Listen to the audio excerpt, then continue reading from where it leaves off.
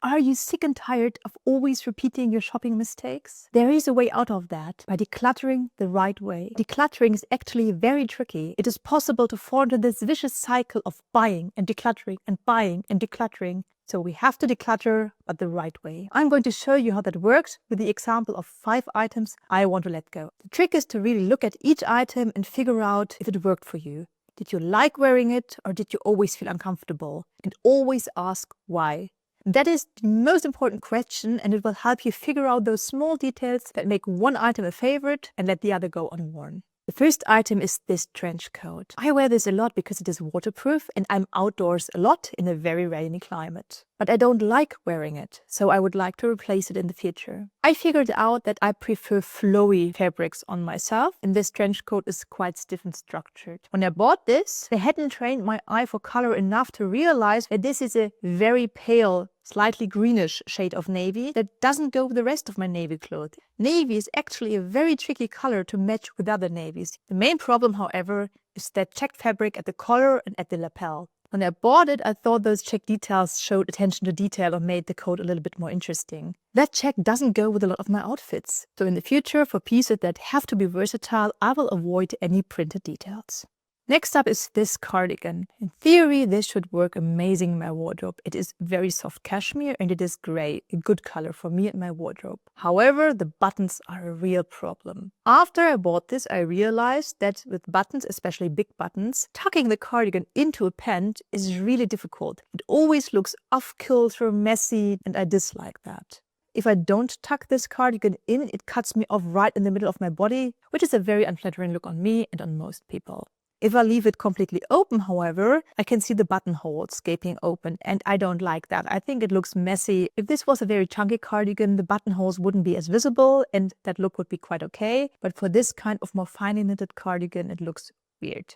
Another element on this cardigan that doesn't work for me are the stripes at the hems. They look quite sporty, and they would be an amazing detail for someone whose style leans very sporty. But my personal style isn't sporty at all. Sometimes I want to add a little bit of sportiness just for contrast and juxtaposition, but I prefer doing that by adding a ball cap, something I can take on and off. Sporty details like this don't make sense on pieces I want to wear every day, like a cardigan.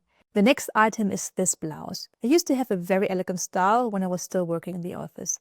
I really liked wearing an elegant blouse with a tailored pant and leather shoes. That's not my style anymore, but buying this blouse was actually already a mistake when I was still wearing elegant blouses. There are some people who have very strong present facial features that can wear pretty much everything and still shine brightly. But I'm easily overpowered by certain colors and especially certain prints. You look at the blouse first and then you look at my face.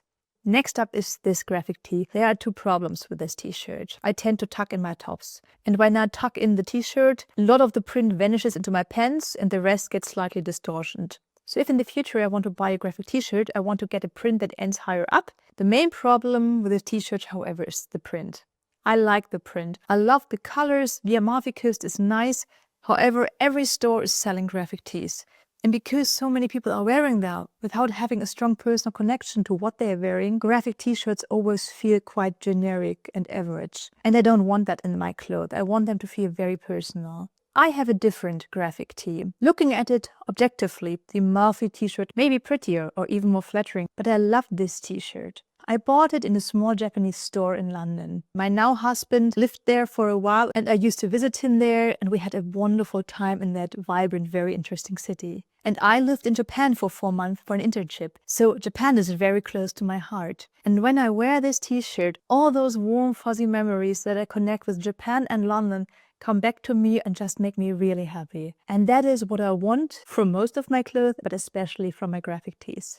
Last is this fake fur coat. When I bought this, I knew I was taking a risk because it was very out there for me. I've since realized that these very big, exaggerated shapes just don't align with my personal style. We've looked at 5 pieces. Let's summarize what we learned. Navy is navy. Be really careful with the shade you're getting and if it will work with the rest of your navies. I prefer flowy fabrics even for trench coats. Patterned details do not belong on versatile items.